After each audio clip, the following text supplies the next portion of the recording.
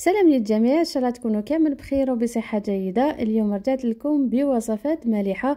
رايحين نبداو ان شاء الله وعلى بركه الله وصفات المملحات باش تقدروا يعني تحتفظوا بهم للشهر الفضيل، وتكون عندكم مجموعه مميزه من المملحات اللي تقدروا ترافقوا بهم شرب فريك ولا حتى الحريره، لما لا. بزاف بنينه. تابعوا الفيديو للاخير باش تكتشفوا معايا كامل تفاصيل الوصفه. بسم الله. اول حاجه هنا رايحين نبداو بالعجينه. رايحين نديروا 3 كيسان من الفرينه. في الاول درت 2 كيسان، من بعد كملت الكاس الثالث. هنا تزيدوا ملعقه حليب بودره وتزيدوا ملعقه صغيره تاع الملح. هنا راني زدت الكاس الثالث. المهم هذاك الكاس تكون ممسوحه، يعني الفرينه. نغربل هذيك المواد الجافه تاعي. وهنا رايحين نزيدوا كما راكم تشوفوا ربع الكاس من الزيت، يعني هذاك الكاس تقسموه على 4 ورايحين تعمروه جزء. هنا ندخل مليح هذيك الزيت في هذيك الفرينه، يعني هذه الخطوه اساسيه، يعني لازم تبسوا مليح هذيك الزيت مع هذيك الفرينه، يعني باش تجيكم العجينه تاعكم مقرمشه. وهنا رايحين نزيدوا 3 ملاعق كبيره من النشاء، يعني لازم تستعملوا انشاء في هذه الوصفه، تستعملوا 3 ملاعق. كيف رايحه ندخل هذيك المواد الدهنيه اللي هي الزيت مع باقي المكونات حتى تحسوا بلي كامل هذيك الزيت لحقت الكامل الفرينه وهذيك النشا. وهنا كما شفتوا رايحين نزيدوا 2 ملاعق كبيره من الخل الابيض، هو اللي راح يلعب لكم دور محسن في هذه العجينه. هنا راح نلم هذاك العجين تاعي بكاس تاع الماء يكون دافي. تقدروا تخلطوا بين الحليب مع الماء. هنا كما راكم تشوفوا درت الكاس الاول تاع الماء ومن بعد كملت في الاخير 2 مغارف تاع الحليب، وهذوك 2 مغارف تاع الحليب اللي راح يمد لكم اللون في هذيك المملحات تاعكم. هنا تلموا هذيك العجينه اللي عندها الخلاط الكهربائي، عفوا العجان الكهربائي، ديروا كلش تتعجن 2 دقائق ولا 2 دقائق ونص. المهم كي تشوفوا هذيك العجينه تاعكم ولات مرسى تحبسوا العجينه.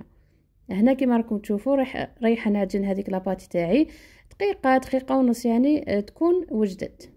وكما شفتوا هذه الوصفه ما فيهاش لا خميره، ني خميره الخبز ولا خميره الحلويات. رايحه نغطيها ونخليها نص ساعه وقت ما نوجد الحشو. وهنا بالنسبه للحشو درت 2 حبات من البصل حجم الصغير، قطعتهم يعني رقيق كما راكم تشوفوا. راح نقليهم مليح حتى يزبال كامل هذاك البصل. ومن بعد هنا رايحين نزيدوا ابيض ولا صدر الدجاج ولا نصف صدر دجاج، كيما تحبوا ديروا نصف ولا صدر دجاج على حسب يعني عدد الافراد العائله تاعكم. انا خدمت فقط بنصف صدر الدجاج، رحيته ومن بعد رايحين نقليوه مع هذاك البصل. هنا رايحين نزيدوا من بعد 2 حبات ولا حبه كبيره من الجزر تكون مسكرفجه. بالنسبه للزروديه ولا الجزر هي اللي راح تمد لكم الحلاوه في هذاك الحشو، وفي نفس الوقت رايحه تزكي لكم يعني هذاك الحشو. في الاخير هنا رايحه نزيد 2 مغارف من صلصه الباربيكيو، كانت متوفره اللهم بارك. تزيدوها ما كانش متوفره تستغناو عليها، لكن صراحه نزيد لكم البنه في هذاك الحشو. بالنسبه للتوابل عندي شويه كزبر، زنجبيل، شويه قرفه، فلفل اسود، شويه من الكركم، وشويه توابل خاصه بالدجاج. هنا كيف رايحه نقلي كامل هذوك المكونات تاعي. هنا اللي ما يحبوش الذوق تاع القرفه اكيد تقدروا تستغنوا عليه. وفي الاخير رايحه نزيد شويه من المعدنوس يكون مقطع كما راكم تشوفوا، ونخلي هذاك الحشو حتى يبرد. يعني هنا تتحصلوا على واحد الحشو بزاف بنين. اللي تحب تبدل يعني تستعمل عوض الدجاج المفروم تستعملوا اللحم المفروم، لكم الاختيار. هنا بالنسبه للملح ديروا فقط كميه قليله، على خاطر رايحين نزيدوا كميه من الجبن في هذاك الحشو على هذيك، يعني لازم ديروا حسابكم ما ديروش كميه كبيره تاع الملح. هنا زدت تقريبا واحد 80 غرام هكاك من الجبن الابيض. تقدروا تستعملوا الجبن المبشور ولا تستعملوا هذاك جبن مثلثات وتقطعوه وتزيدوه في الحشو، لكم الاختيار، يعني على حسب المتوفر عندكم، ما كاش يعني نوعيه محدده. هنا بعد ما برد لي هذاك الحشو نرجعوا لهذيك العجينه بعد ما ريحت. رايحه نوزنها تقريبا 56-57 غرام، يعني ديروهم كريات صغار. حاولوا ديروهم يعني عينكم ميزانكم، اللي ما عندهاش الميزان اكيد. المهم تشكلوهم كريات صغار كما راكم تشوفوا. من بعد هنا نخدموا بهم مباشره، المكان لا يعني تخليهم يريحوا ثاني، على خاطر العجينه اصلا يعني راهي ريحت نص ساعه. وقت ما وجدنا هذاك الحشو نفتح الكريه الاولى، تستعينوا غير بكميه قليله من الفارينه، يعني ما ديروش بزاف. راح نستعمل هذه الاداه، وهنا تقدروا يعني تستعملوا اللي متوفره عندكم، يعني ماشي شرط تستعملوا هذه. هنا كما شفتوا فتحت هذيك العجينه تاعي شكل دائري، ودرت كميه من الفارينه، كميه قليله فقط يعني فوق هذيك الاداه تاعي. وراح نديروا كميه تاع الحشو. هنا اللي تزيد تحب تزيد ثاني كميه من الجبن المبشور تقدروا. هنا كما راكم تشوفون نديروا شويه من بياض البيض ونغلق على هذيك العجينه ونضغط مليح. وهنا نحيو هذاك الزايد تاع العجينه كما راكم تشوفوا. وهنا فقط ملاحظه اللي ما عندهاش هذا النوع من الاداه تقدروا تفتحوا العجينه كما شفتوا، ومن بعد ديروا هذاك بياض البيض بنفس الطريقه وتغلقوها يعني بالفرشيطه كما نديروا يعني لي شوسون. ماشي يعني لازم تكون عندك هذه باش تخدمي المملحات، يعني خصوصا كاين مناطق ما يوصلوهمش يعني كامل هذا المستلزمات تاع الحلويات ولا المواد هذو، يعني الادوات الجديده. على بالي كاينين مناطق ما يوصلوهمش، يعني ماشي شرط يكون عندك كلش باش طيبي ولا تخدمي هذا النوع من المملحات. هنا يعني فتحت برك قوس هنا باش نفهمكم بلي ماشي شرط يكون عندكم كلش باش تقدروا يعني تخدموا هذا النوع من المملحات.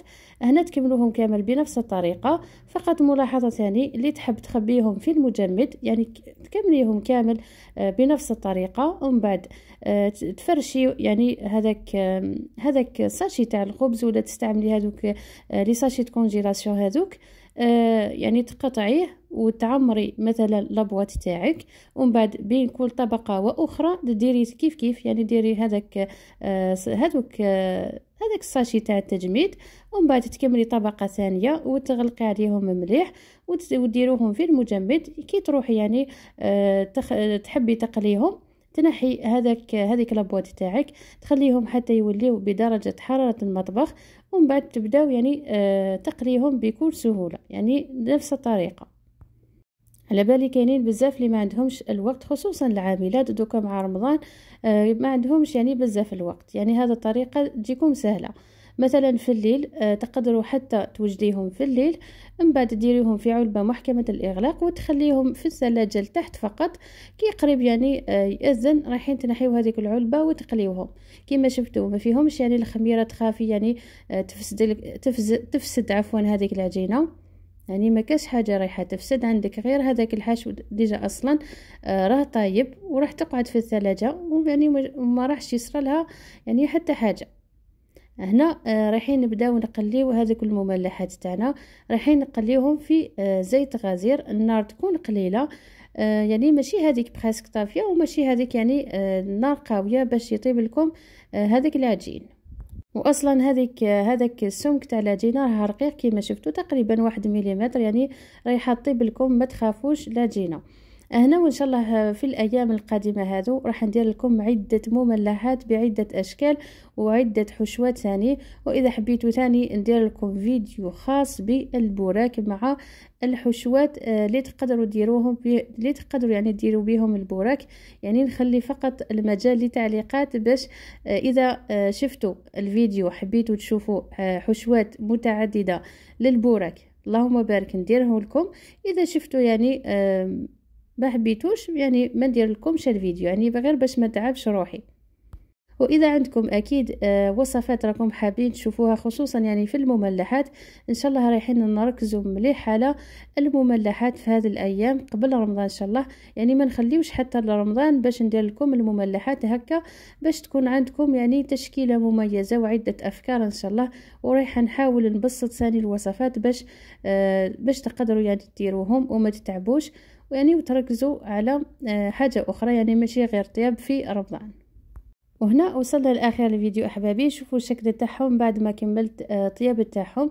درت لهم فقط تزيين بحبات من الزيتون مع شرائح من الليمون مع شويه من المعدن الثاني. هنا هذه الوصفه تقدروا تقدموها مع شوربه فريك مع الحريره كامل توالمهم، يعني تقدروا تحضروا هذه المملحه في بلاصة البوراك. فقط ملاحظة نمد لكم بعد ما تبات هذه المملحة رايحة تولي طرية، يعني ما تقعدش عفوا هكاك مقرمشة، يعني هذه فقط بين قوسين. هنا وصلنا لاخر الفيديو احبابي، تهلاو في روحكم، تهلاو في صحتكم، استودعكم الله الذي لا تضيع ودائعه، والسلام عليكم ورحمة الله وبركاته.